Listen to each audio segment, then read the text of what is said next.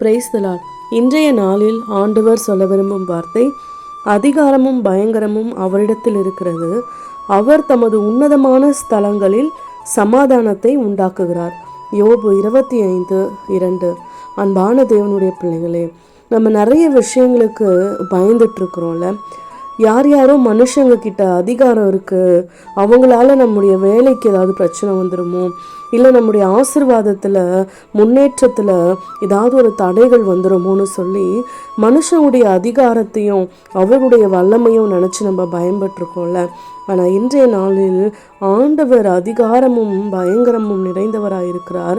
அதே போல யாருடைய ஸ்தலத்தை, எந்தெந்த வீடுகளில் எல்லாம் ஆண்டவருடைய ஜப சத்தம் கேட்டு அவருடைய வார்த்தைகளுக்கு கீழ்ப்படிந்து அனுதினமும் ஆண்டவருக்கு முதலிடம் கொடுக்குறாங்களோ, அந்த ஸ்தலம், அந்த வீடு ஒரு உன்னதமான இடமாய் ஆண்டவருடைய பார்வைக்கு இருக்கிறது.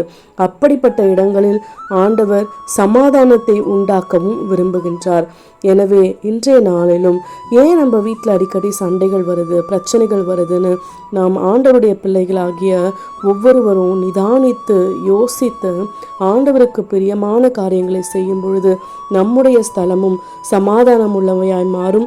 அதிகாரமும் ஆக்கிரமிப்பும் பயங்கரமும் நிறைந்த மனிதர்களிடமிருந்து ஆண்டவர் நம்மை மீட்டெடுப்பார். விசுவாசிப்போம், நன்மை பெறுவோம். ஆமேன்.